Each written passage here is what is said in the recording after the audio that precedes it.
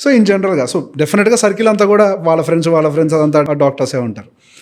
In జనరల్గా సహజంగా doctor అవ్వాలి అనుకున్నప్పుడు నేను సేవ చేయాలి, ఒక ఇమాజినేషన్ ఉంటుంది. నేను ఒక గైనకాలజిస్ట్ అవ్వాలి, ఒక బేబీని బయటకు తీసినప్పుడు ఆ హ్యాపీనెస్ చూడాలి. ఇన్ జనరల్గా బిగినింగ్ స్టేజ్లో వాళ్ళు డాక్టర్ అవ్వాలనుకున్నప్పుడు వాళ్ళ మైండ్లో అది ఉంటుంది. కానీ వాళ్ళు డాక్టర్ అయ్యి వాళ్ళు పీజీలు చేసి ఒక ఫ్రస్ట్రేటెడ్ లైఫ్ నుంచి బయటకు వచ్చిన తర్వాత ఆ నిజమైన ప్యాషన్ వాళ్ళలో కనపడదు. సహజంగా ఒక మెకానికల్ లైఫ్లోకి వాళ్ళు వెళ్ళిపోతూ ఉంటారు.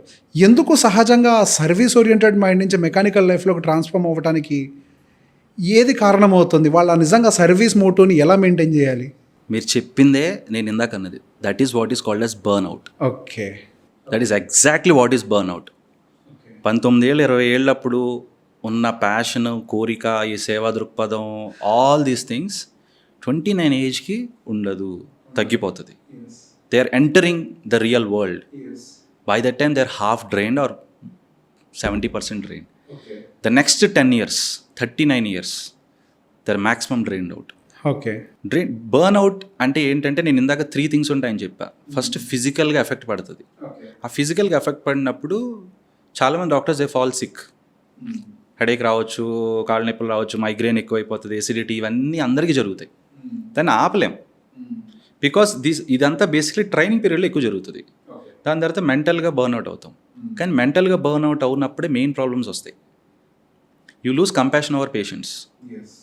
అంటే ఎంత ఓపిక్గా ఒక ఎంబీబీఎస్ డాక్టర్ మాట్లాడగలడో ఎంసీహెచ్ డిఎం వాళ్ళు మాట్లాడలేరు. ఓకే, వాళ్ళు అనడానికి లేదు. ఆ టైంకి వాళ్ళు ఫీల్ అంతా అయిపోయింది. పేషెంట్స్ కూర్చోడానికి వచ్చేటప్పుడు ఓపికలు ఉండవు. They 100 problems deal with. దాంట్లో ఫైనాన్షియల్ స్ట్రెస్ ఒకటి, హాస్పిటల్ పెట్టడం, లేకపోతే ఇది ఎలా మేనేజ్ చేయాలి, టీం ఎలాగా, స్కిల్స్ లేవు కదా. స్కిల్స్ ఎప్పుడైతే లేవో మీకు ఎక్కువ టైం పడుతుంది అదే పని చేయడానికి. ఎప్పుడైతే టైం ఎక్కువ పడుతుందో everything is delayed, you are more stressed. Okay, yes, true. So second mental fatigue అంటాం. You lose compassion towards patients. అది అర్థమైపోతుంది పేషెంట్స్కి. అప్పుడే కదా ప్రాక్టీస్ అయిపోతుంది. థర్డ్ స్టేజ్ 3 క్యాన్సర్ లాగా ఎలా చెప్పాలంటే ఇది అసలు ఎందుకు అయ్యామరా బాబు డాక్టర్ అనిపిస్తుంది. ఇది ఎప్పుడో అప్పుడు అనిపిస్తే ఓకే, కామెడీగా లేకపోతే సరదాగా అది తీసుకోవాల్సింది. చాలామంది డాక్టర్స్కి డైలీ ఉంటుంది. 2040 ఎందుకు వాళ్ళు చేతులు లేపలేకపోతున్నారంటే నేను చూసిన నరకం నా పిల్లలు చూడకూడదు అన్న నుంచి వచ్చిన పెయిన్ నుంచి వాళ్ళు చేతులు లేపలేకపోతున్నారు. వద్దురా బాబు, ఇది లెస్ దెన్ బీ హ్యాపీ, వేరే ఏదో చేసుకుంటారు, ఇది మాత్రం వద్దు. Because they are drained out. And మన పిల్లలకి ఎప్పుడు మనం బెస్ట్ ఇవ్వాలనుకుంటాం కదా. సో మీరు అన్నది ఎలా మెయింటైన్ చేసుకోవాలంటే ఈ ప్రాసెస్ ప్రతి డాక్టర్ మ్యాక్సిమం గో త్రూ అవుతున్నారు. రియలైజ్ అయ్యే టైంకి it is too late. Third stage spiritual burn out. అంటే మన మెయిన్ ఉద్దేశం, డాక్టర్ అయిన ఉద్దేశాన్నే మనం క్వశ్చన్ చేస్తున్నాం చూసారా. That means you are unhappy. When you are unhappy, no amount of money you earn, it will not give you happiness. yes, true. So 100 కోట్లు సంపాదించిన డాక్టర్లు కూడా హ్యాపీగా ఉన్నారంటే లేరు. వాళ్ళు కూడా they are becoming mechanical like you said. For the mechanical means volume game, patience, numbers, papers, cases మారిపోతున్నాయి. ఇది సైకలాజికల్గా చాలా ఇంపాక్ట్ చేస్తుంది వాళ్ళని. వాళ్ళు ప్రొవైడ్ చేసే కేర్ని it impacts a lot.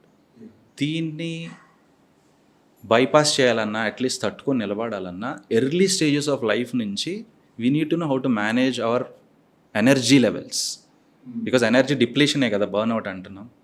Energy లెవెల్స్ని day to day we need to manage. Like self care time అనేది ప్రతిరోజు ఇంపార్టెంట్. ఎంబీబీఎస్ అప్పటి నుంచి ఎంఎస్ అయినా ఎండీలు చేసినా ఏం చేసినా సరే ప్రతిరోజు కొంతసేపు మనకు మనం, ఎక్కువసేపు అవసరం లేదు. మాకు టైం ఉండదండి, మేము అసలు చాలామంది పేషెంట్స్, ఎవరిని ఫుల్ చేస్తున్నావు? వాళ్ళకి చాలామంది నా డాక్టర్స్ నా దగ్గర అడుగుతారు, నాకు టైం లేదు సార్ అసలు ఇవన్నీ ప్రోగ్రాంలు చేయడానికి. అవునా, ఓకే, ఎంత టైం కేటాయించగలరు నీకంటే, సార్ నేను అసలు 10 నిమిషాలు కూడా నాకు భోజనం చేయడానికి కూడా టైం ఉండదు సార్, పేషెంట్లు అంతమంది ఉంటారు. లేకపోతే ఇంకోటి ఏదో రీజన్ చెప్తారు. అవునా, సరే అయితే నీ ఇన్స్టాగ్రామ్, ఫేస్బుక్ ఓపెన్ చేసి ఇవ్వంట, స్క్రీన్ టైం చూస్తా.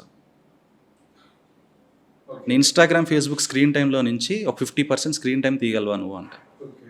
ఒక్కొక్క దాంట్లో 50 minutes లేకపోతే 25 minutes 1 hour ఉంటుంది కదా. ఆ సోషల్ మీడియా టైంలో నుంచి తీసుకుని మీకు కేటాయించుకోండి అంట. జరగదా అండి అది? అంత ఇంపాసిబుల్ థింగా? Not at all, it is possible. So I would say at least spend 10-12 minutes daily on your self, ఒక routine. Okay okay.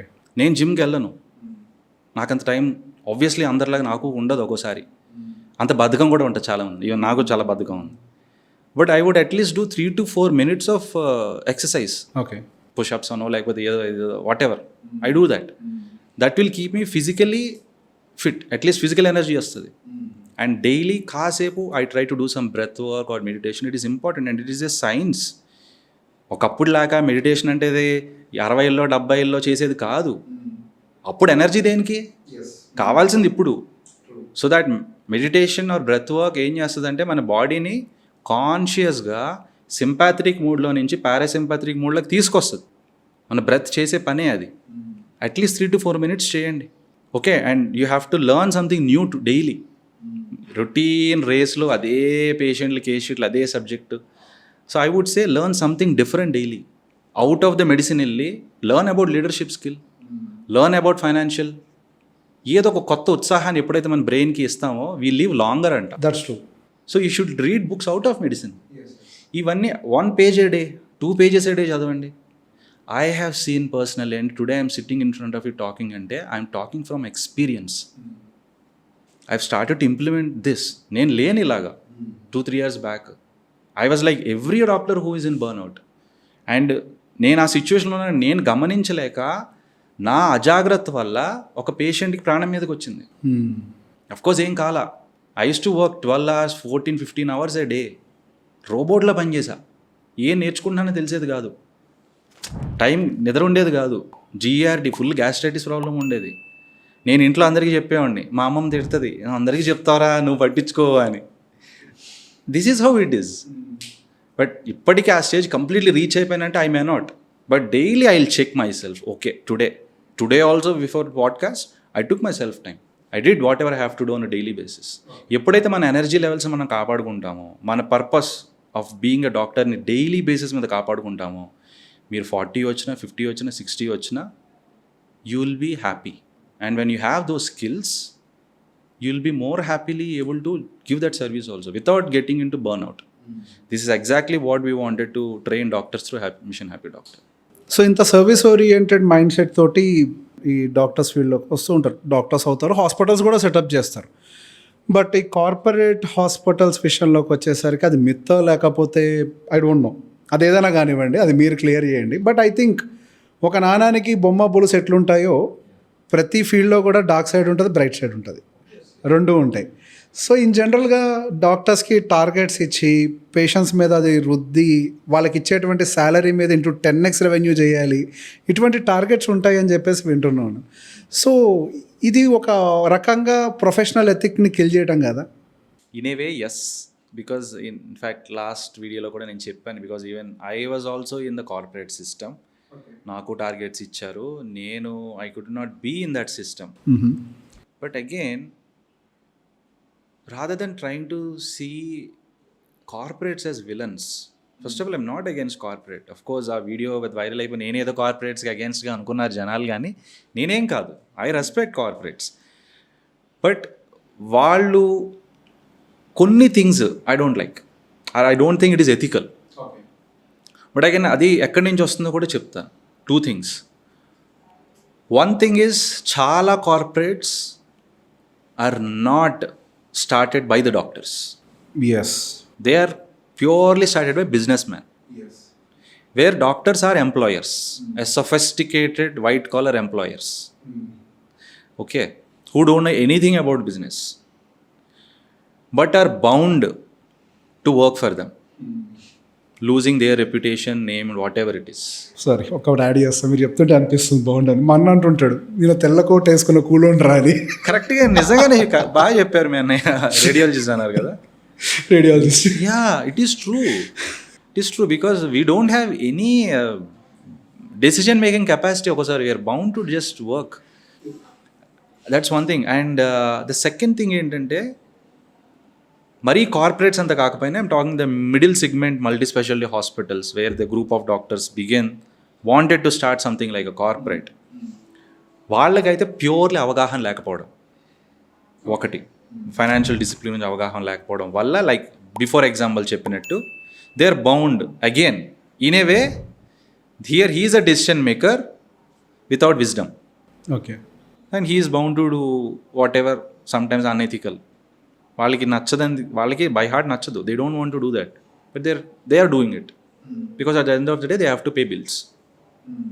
These two things which I have scene.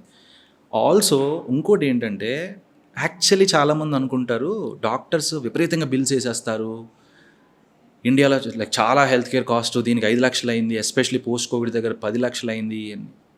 True, but ఎప్పుడైనా ఒక స్టేట్మెంట్ పాస్ చేసేటప్పుడు you should talk in comparison with the actual facts.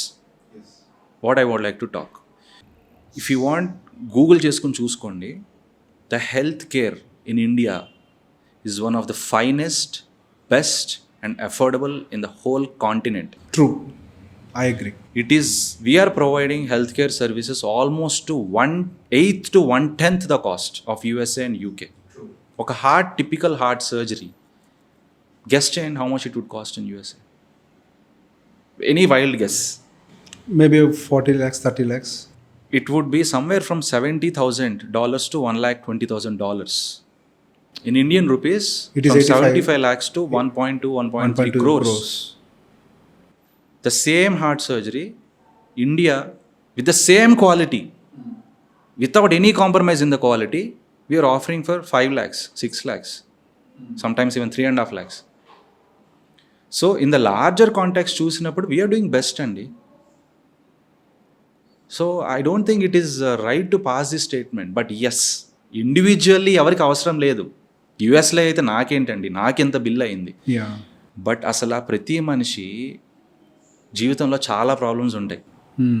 రిలేషన్షిప్పో, లేకపోతే financial ప్రాబ్లమో, లేకపోతే గొడవలు, అదో ఇదో. ఇప్పుడు వరకు అంటే there is a saying, a man has 100 problems until he has 1 problem, that is his health. When that comes everything vanish అయిపోతాయి. True, అసలు అదే కదా, దానికి ఎంత ఇంపార్టెన్స్ ఇస్తున్నాం.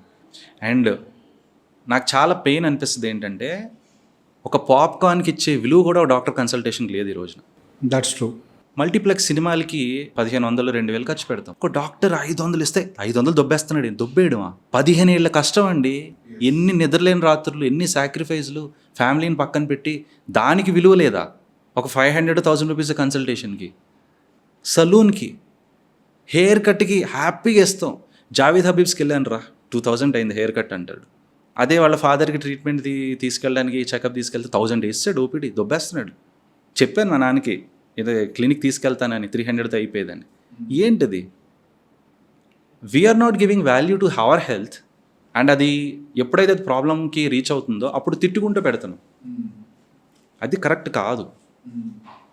అంత నొప్పి ఉంటే take care of your health, రావక్కర్లేదు హాస్పిటల్కి. అబ్బే అది కుదరదుగా. అన్నీ తింటాం, అన్ని హ్యాబిట్స్ ఉంటాయి, అన్నీ పాడు చేసుకుంటాం. మీరు మాత్రం ఫ్రీగా చేయాలి మాకు, ఎందుకంటే మీరు సేవ కోసం పుట్టారు కదా. ఎక్కడ అసలు ఏంటండి లాజిక్ ఉందా? I don't even accept that. ఇక్కడ ఎవరమైనా కానీ ఎండ్ ఆఫ్ ద డే మనకి ఆకలి ఉంటుంది, మనకి కుటుంబం ఉంటుంది, మనకి బిల్స్ ఉన్నాయి కట్టుకోవడానికి. Every professional will have that. I do agree what you said. And so the first of all, the point I wanted to make is we are offering affordable health costs compared to the world. అది మనం definitely పరిగణనలో తీసుకోవాల్సిందే. Second thing, వాళ్ళకి అందరికీ insurances ఉంటాయి. They are compulsive insurances ఉంటాయి. Every monthly వాళ్ళ salary నుంచి ఇన్సూరెన్స్కి వెళ్తుంది. ఇండియాలో ఎంతమందికి ఇన్సూరెన్సెస్ ఉన్నాయి? That's true. If you have an insurance, a good insurance, again health insurance is a big topic. దాంట్లో కూడా మంచి చెడులు ఉన్నాయి, స్కామ్స్ అన్నీ జరుగుతున్నాయి.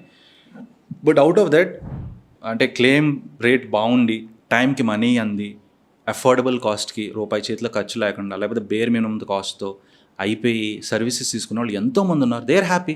వాళ్ళు ఎప్పుడు కంప్లైంట్ చేయలేరే? చేయరు కూడా. ఎప్పుడైతే మన పాకెట్ నుంచి పడుతుందోనే మనకి నొప్పి కదా, తప్పు లేదు అది. కానీ why don't we have an health insurance? నా క్వశ్చన్ ఇది. బిఫోర్ కంప్లైంటింగ్ మన దగ్గర ఉండాల్సింది ఉండాలి. What is the care that you took for your health, to protect your health?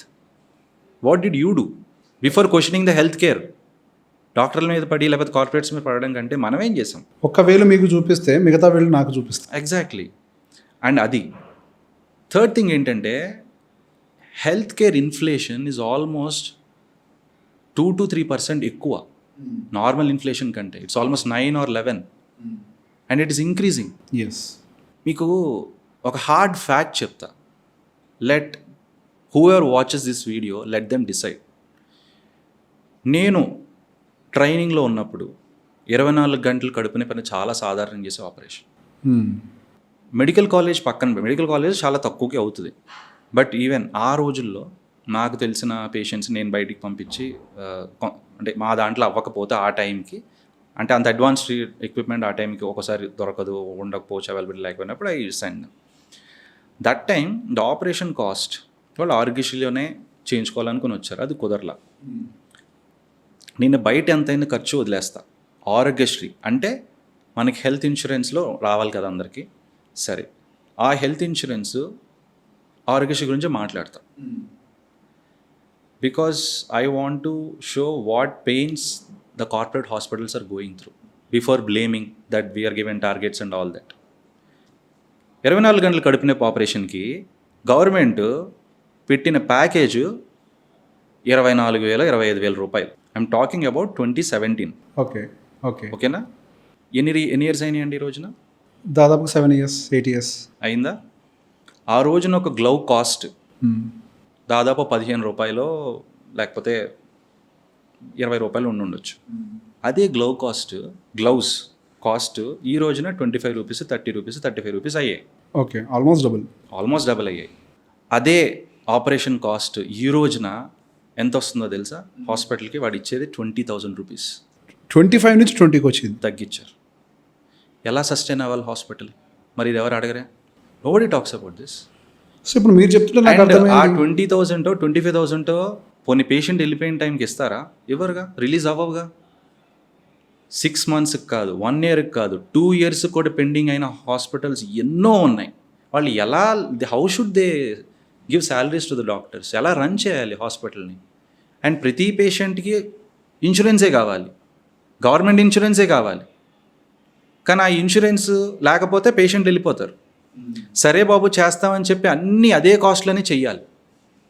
ప్రతిదీ ఎక్స్ట్రా అయినా సరే హాస్పిటలే భరించాలి. అంటే క్రెడిట్ బిజినెస్, నార్మల్ క్రెడిట్ బిజినెస్సే మ్యాక్సిమం 90 days ఏదో టైం ఉంటుంది. దాని మీద చేయగలరా నార్మల్ ప్రోడక్ట్ అమ్మేవాడు business? We're dealing with service business and credit is almost 1.5 year 2 years sometimes. How will the hospitals run? So what they are doing is, out of 10 patients 7-8 patients ఇలా government, private insurance is okay, relatively better. కానీ private ఇన్సూరెన్స్లు ఉండవుగా ఎవరి దగ్గర? ఎంతమంది దగ్గర ఉన్నాయి? Hardly anybody. Private insurance ఉంటే హ్యాపీనే, ఎందుకంటే they provide good package. వాడు కరెక్ట్గా మార్కెట్ తగ్గట్టుగా ఎంతైతే అంత ఇస్తాడు, patient happy, hospital gets prompt payment, we can give best care, we need not compromise on our care or quality. Instruments దగ్గర నుంచి కానీ, లేకపోతే వాళ్ళకి పెట్టే స్టంట్ లేడింగ్, whatever I'm talking about the materials, consumables, everything is covered mostly. Everybody is happy. కానీ private ఇన్సూరెన్స్లు ఉండవు. అందరికీ middle class, lower middle class ఆరోగ్యశ్రీలు కావాలి. ఆరోగ్యశ్రీ మనీ ఏమో టైంకి రిలీజ్ అవ్వదు. చాలామంది హాస్పిటల్స్ ఆంధ్రప్రదేశ్లో డ్యామేజ్ అయిపోవడానికి కారణం not proper system where government is supporting the hospitals. Okay. This is the biggest cause. ఆ రోజున నన్ను వాళ్ళు నిలబోవడానికి కారణం కూడా from their point I can understand. వాళ్ళ షూ వేసుకుని ఆలోచిస్తే వాళ్ళ పెయిన్ తెలుస్తుంది. నేను ఇదే అనుకున్నా, ఓకే టార్గెట్స్ ఇస్తున్నారు ఇదంతా okay, but why they are అంత రూత్లెస్గా ఎందుకు తయారైపోవాల్సి వస్తుంది? Especially that hospital is not money minded hospital. I said this category, the second category where they are bound, where they have to generate revenue for sustenance. They are not supported by, they don't have big giants to run the show. They have to put from their pocket. అప్పటి వరకు సింగిల్గా job చేసుకునే doctors ఇలా ఉద్దేశంతో, మంచి ఉద్దేశంతో hospital పెట్టాలనుకునే వాళ్ళు they're coming on roads అండి. So I see this is a very biggest challenge which is not brought to the limelight. Completely నేను గవర్నమెంట్ కూడా బ్లేమ్ చేయట్లా. అగైన్ వాళ్ళు కూడా హెల్త్కి మన ఇండియన్ జీడిపి ప్రకారం 2.5% ఖర్చు పెట్టాలి. But it is spending only 1.1%. Not even half. Per state GDSP అనండి, గ్రాస్ డొమెస్టిక్ స్టేట్కి సంబంధించింది, gross state domestic product, GSDP 6% should be allocated for the health care. But it is just 1.1% again. Oh my god, అది చాలా తక్కువ. చాలా తక్కువ per state. మరి neither the systemic లెవెల్లో nobody takes care of health, organization లెవెల్లో they are not able to sustain, individual level వదిలేయండి ఇంకా. But we're there to complain. I think everybody should take responsibility. Individual లెవెల్గా we need to take responsibility, take care of our health, get some insurance, provided private insurance. Peanut కాస్ట్కి వస్తుంది అది. మనలాగా ప్రతి నెల యూకేఎస్ లాగా డిటెక్ట్ చేయట్లా, సంవత్సరానికి ఒకసారి కట్టమంటున్నాడు. సరే కొన్ని క్లెయిమ్ అవుతున్నాయండి, కొన్ని క్లెయిమ్ అవ్వట్లేదండి, అన్నీ రావచ్చు, అయితే మంచిదే కదా. మ్యాక్సిమం క్లెయిమ్ అవుతాయి, ఎక్కడో ఒకటో చోట రెండు చోట్ల దొరకదు. అండ్ కొంత మనీ అయినా ఫండ్ హెల్త్ కేర్కి మనం పక్కన పెట్టుకోవాలి. మీరు అన్నట్టు వెల్త్ మేనేజ్మెంట్లో before investment you need to protect what we have. Yes, yes. Rather than blaming, better to be prepared. Yes, we need to take responsibility. That's true. What you said, right? Yes. So I think ఇవి జరిగితే ఏ లెవెల్కి ఆ level, I think corporates also can do better. True, true. And inflation పరంగా operation cost పెరిగిపోయి and equipment cost అయితే sky rocket అయిపోతున్నాయి. Yes. ఒక laparoscopic surgery చెయ్యాలంటే అగైన్ నేను గ్లౌజ్ గురించి మాట్లాడా. ఒకప్పుడు ఆ మిషనరీ కాస్ట్ వచ్చేసి మాకు 11, 12, 13,000 lakhsకి వచ్చేసేది, like 8 years 9 years back. Now it become 30 lakhs 35 lakhs. కానీ ఆ రోజున అదే సర్జరీకి ఎంత తీసుకుంటున్నారు, ఈ రోజున అదే సర్జరీకి అంతే తీసుకుంటున్నారు. కాస్ట్ పెరుగుతుంది కానీ we're not able to increase the price. Yes, we can't charge చేస్తే విలన్స్ అయిపోతున్నాం, ఇంత దొబ్బేస్తున్నారు అంటున్నారు. ఎలా సస్టైన్ అవుతుంది health care? I think these are the challenges we need to address and people also general public అర్థం కావాలి. So yeah, this is lot of pain actually we doctors can't share on camera. Yeah, true. So on closing note, business పెట్టాలనుకుంటున్న doctors అవ్వచ్చు, లేకపోతే business in the sense hospital establish చేయాలనుకుంటున్న doctors అనుకోవచ్చు, లేదా కొత్తగా రావాలనుకుంటున్న doctors అనుకోవచ్చు, వాళ్ళందరికీ మీ వైపు నుంచి అవుట్ ఆఫ్ యువర్ ఎక్స్పీరియన్స్, అంటే మీ ఫాదర్ కూడా ఆల్రెడీ డాక్టర్, మీరు చూసిన ఎక్స్పీరియన్స్, మీరు పడ్డ ఎక్స్పీరియన్స్ నుంచి వాళ్ళకేం సజెషన్ ఇస్తారు? ఫస్ట్ థింగ్ అయితే హెల్త్ ఈజ్ వెల్త్ అండి. Your wellbeing is my wellbeing అంటే my wellbeing is more important. I need to every doctor they need to treat them as an individual. Self care comes first. Okay, అది చాలా important. Doctor అనే కాదు, వాళ్ళు engineer కావచ్చు, ఏ profession అయినా, anybody who watches this video, 15 ఏళ్ళు అయినా సరే, 70 ఏళ్ళు అయినా సరే, you need to take care of your self. Enough of the sacrifices that you have done for the world and society. Okay, but ఎంత పాయింట్కి వెళ్ళిపోయిందంటే మీరు మిమ్మల్నే కోల్పోయేంత సిచ్యువేషన్కి వెళ్ళిపోయింది. అంత సాక్రిఫైస్ మంచిది కాదు. You can't serve from an empty bowl, you can't heal with a wounded heart. So I would say heal thyself before you heal them. Nice. And focus on your personal growth and personal well-being. Both should go hand in hand. And think beyond medicine. Doctors should increase their context. Okay. ఎంతసేపు narrow minded linear thinking కాకుండా they need to think little more, learn more skills, learn about finances. They need to consult people like you. ఒకప్పుడు లేరు కదా, అప్పుడు ఎవ్వరూ లేరు. But now we have experts like you. మనకి తెలియదు సబ్జెక్ట్ గురించి, పోనీ పూర్తిగా ఫైనాన్షియల్ ప్లానింగ్ గురించి తెలుసుకుని నాకంత టైం లేదు, consult CFE, consult someone like you. ఆ రెస్పాన్సిబిలిటీ వాళ్ళకి ఇచ్చేయండి.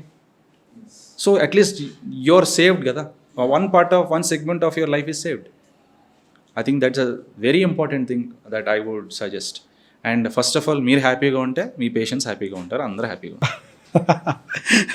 Very well said. Thank you so much అండి. So almost majority of the issues యాక్చువల్గా ఎంతసేపటికి డాక్టర్స్ మాకు చెప్పటం కానీ వాళ్ళు సఫర్ అవుతున్నారు అనే ఒక విషయము నాకు తెలిసి ప్రపంచానికి తెలీదు ఈ విషయం గురించి, that they are suffering so much, వాళ్ళ వెల్బీయింగ్ బాగోలేదు, ఎంతసేపటికి డాక్టర్ సరిగా హ్యాండిల్ చేయలేదు, ఇంతవరకే తెలుస్తుంది. సో ఎప్పుడైనా it is not just about doctors, ఎప్పుడైనా ప్రొఫెషనల్గా సక్సెస్ఫుల్ అవ్వాలి అని అంటే mental well-being plays major role. Absolutely. Yes. So you have delivered lots of message, and again meetoti inka konni shows cheyalanuntunnaru. Going further we'll come up with more shows, and thank you so much. Thank you. Thanks a lot. Thank you so much.